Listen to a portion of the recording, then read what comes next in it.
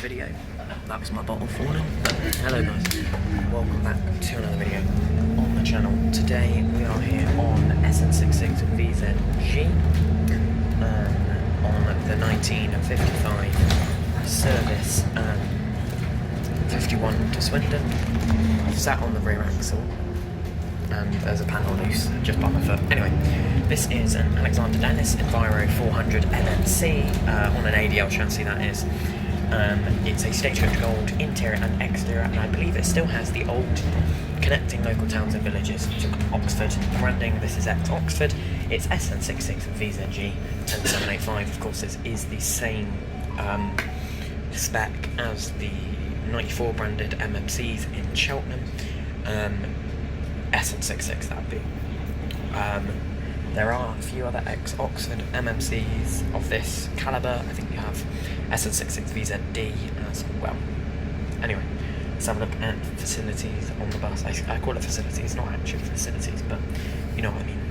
So on this seat, normally you don't get anything there. The USB is here. It's not on this bus. However, on SN66s, as you can see, it's there on the bus.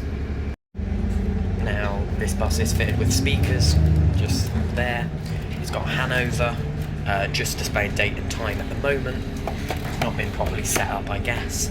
It's got the high back gold leather seats like we saw on 15342, but the back two rows have the low seats. You always see that on the axles, but sometimes not on the back. It's one of those that has a smaller engine, obviously, because it's ADL, so it has a rear window, as you can see there. And it sounds really nice, actually. It's probably the best ex-Oxford one. That's saying a lot there, because most of the ex-Oxford ones are pretty shambolic.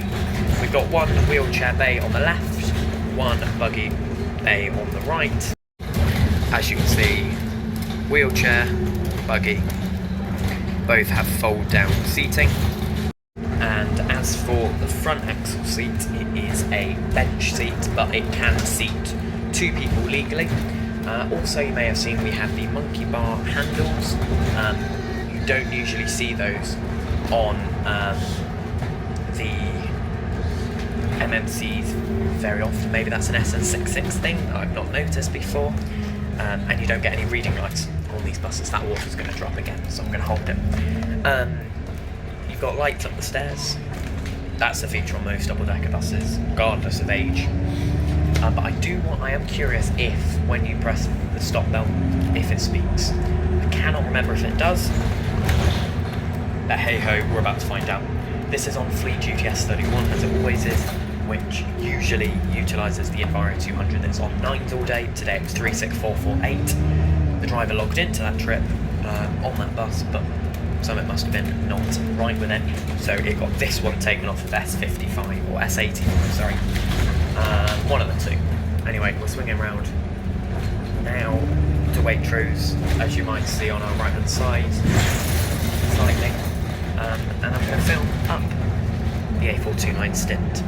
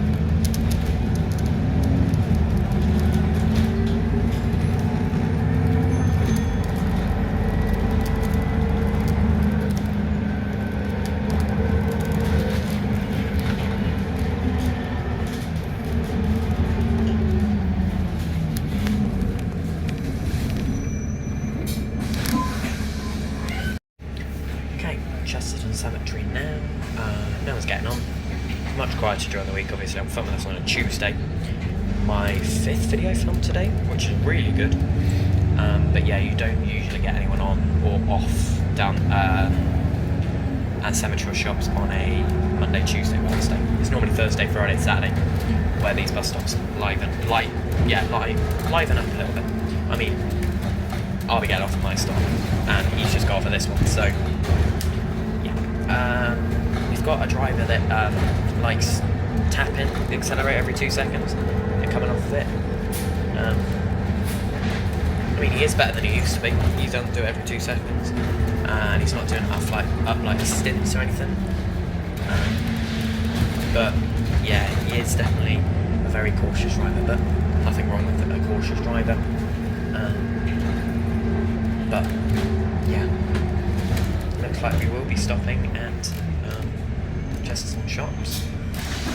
So I wasn't expecting that. Let's see if the engine stays on.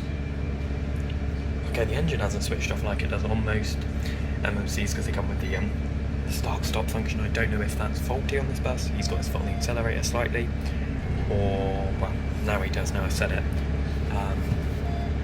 Or it's because he hasn't put the parking brake on. I'm not sure. I can't remember what it means. Especially not on SN66s. But, yeah. This bus is alright, to be fair. It kicks down really nicely, it's responsive, and the voice is really loud on this. I hope it's a voice. I might have to listen to it again, because it sounds a bit... I don't know if it is a voice. We'll obviously hear it when it pulls away. It's got a nice idle sound at least. It's a nice little rumble. I mean, he's slightly tapping on the accelerator, which is why the engine's not switched off yet.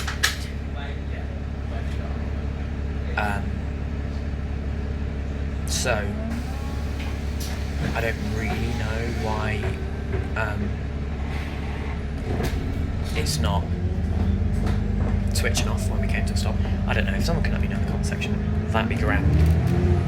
Fucking hell. Yeah. Okay. He's one of those drivers as well. Yeah. Okay. Sounds really nice as well. It is definitely a voice though. It's a voice ADL E400 MMC E40D, if I'm not mistaken. Anyway, guys, I'm going to do a rating and an overview when we alight the bus, but it does not speak when you press the bell. It must only be the scanners that speak when you press the bell. All in all, very good bus. We've got a few windows everywhere. That's good. Obviously, we've got a wheelchair bay that's usable. It's big enough. It's easy enough to get to. We've got some luggage area. That's good. We've obviously got a front axle seat, which is good as well for training purposes. We've got a window on the lower deck rear, which I do like as well. So yeah, all in all, good features on this bus. Sounds good, looks good, is good. The only thing I would downgrade it on is, well, it being ex-Oxford, which I don't like. I don't really like SNs. Thank you.